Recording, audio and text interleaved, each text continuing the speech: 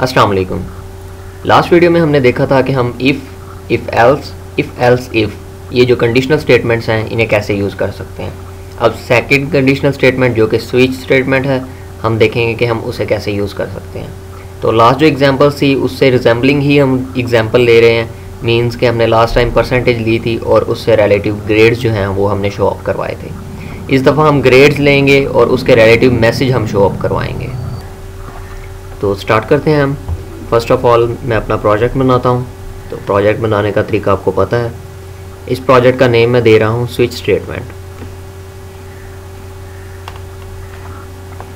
इसे चैप्टर 5 में ही सेव करवाया है।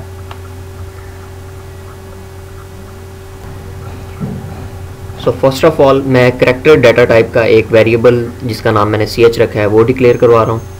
अब एक स्टेटमेंट सिंपल मैं सी आउट करवाऊँगा कि जो हमारा है इंटर योर ग्रेड, जो भी ग्रेड होगा वो इंटर होगा और उसे हम सेव करवा लेंगे ch में।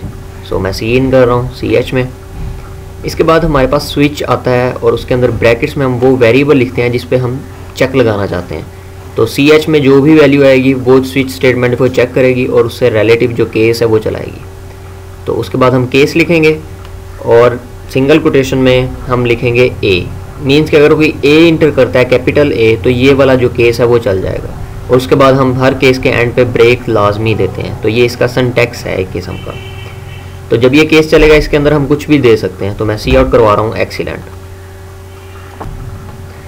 तो इसी तरह से मैं बाकी केसेस जो हैं वो भी राइट कर लेता हूँ जल्दी से।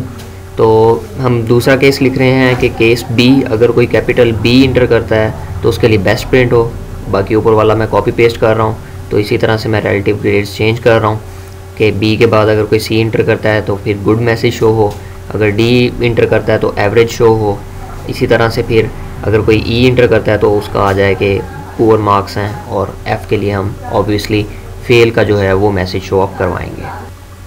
अब हम अपने प्रोग्राम को कंपाइल एंड रन करके देखते हैं कि वो कैसे वर्क कर रहा है। तो सबसे पहले मैं A ग्रेड इंटर करता हूँ। तो आप देख सकते हैं एक्सीलेंट का मैसेज शो हो रहा है। हम दोबारा इसे कंपाइल एंड रन करते हैं। तो इस दफ़ा जो है मैं D इंटर करता हूँ तो एवरेज का मैसेज शो हो रहा है। अगेन मैं कंपाइल एंड रन करता हूँ। इस दफ़ा मैं E करता हूँ तो आपके सामने पुअर मार्क्स का आ रहा है। और लास्ट टाइम मैं F करता हूँ तो फेल का मैसेज शो हो रहा है। हम इसे दोबारा व्यू कर लेते हैं कि क्या ये वर्किंग कैसे कर रहा है। तो फर्स्ट ऑफ ऑल हमने करैक्टर डाटा टाइप का एक वेरिएबल डिक्लेयर करवाया, फिर एक मैसेज शो करवाया है, और फिर जो भी यूज़र ने इंटर किया जैसे A grade, B grade, C, जो भी ग्रेड इंटर हुआ वो हमने ch में स्टोर करवा लिया। अब स्विच स्टेटमेंट में हमने ch कोई भी वेरिएबल हम यहाँ पर दे सकते हैं। तो हमने ch दिया। अब स्विच स्टेटमेंट चेक कर रहा है कि यूज़र क्या इंटर कर रहा है। अगर तो वो कैपिटल A इंटर कर रहा है तो वो A वाला केस चलाएगा, अगर B इंटर कर रहा है B वाला केस चलाएगा, इसी तरह से सो ऑन। तो स्विच स्टेटमेंट क्या करती है कि जो भी हमारे पास एंट्री आई उसको कंपेयर करती है केस के साथ, और अगर तो वो कोई केस मैच हो रहा है तो उसके रिलेटिव जो है वो केस को चला देती है। स्विच स्टेटमेंट में एक लास्ट केस है जो कि डिफ़ॉल्ट केस है, वो हम अब देखेंगे कि अगर तो कोई भी ऊपर वाला ग्रेड इंटर नहीं हुआ, कोई भी ऊपर वाला केस अगर ट्रू नहीं होता तो फिर हमारा डिफ़ॉल्ट वाला जो केस है वो रन होगा। तो इसमें मैं मैसेज शो करवाता हूँ, सी आउट करवा रहा हूँ, डिस्प्ले करवाऊँगा इनवैलिड ग्रेड। तो अगर तो कोई भी ऊपर वाला केस नहीं है, यानी कि A B C D E F तक कोई भी अगर केस नहीं इंटर हुआ तो फिर हमारा डिफ़ॉल्ट वाला जो है वो शो होगा। तो कंपाइल रन करते हैं। अब मैं ऐसा ग्रेड दे रहा हूँ जो इसमें नहीं है, जैसे कि X। तो आप देख सकते हैं मैसेज शो हो रहा है इनवैलिड ग्रेड। तो डिफ़ॉल्ट आपको समझ आ गई होगी, जैसे कि इफ़ एल्स में एल्स पार्ट था कि अगर तो इफ़ रन नहीं हुआ तो एल्स पार्ट हमारा रन होता था। इसी तरह से अगर इस केस में स्विच स्टेटमेंट में अगर कोई केस ऊपर वाला नहीं चलता तो हमारा डिफ़ॉल्ट वाला केस जो है वो रन होगा।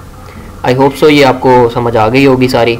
अगर कोई चीज़ नहीं समझ आई तो आप ईमेल के थ्रू या फेसबुक पर या बाय फ़ोन जैसे मर्ज़ी आप मुझसे कांटेक्ट कर सकते हैं और जो चीज़ आपको समझ नहीं आई वो डिस्कस कर सकते हैं। तो नेक्स्ट जो वीडियो होगी वो हम एक जो है एक्सरसाइज के ज़रिए से इसे क्लोज़ करेंगे। ठीक है, एक्सरसाइज एक करेंगे ताकि हमें ये सारा कुछ रिपीट हो जाए, जिसमें मैं इफ़ एल्स और स्विच स्टेटमेंट दोनों को कंबाइन करूँगा। So see you next time. Allah Hafiz.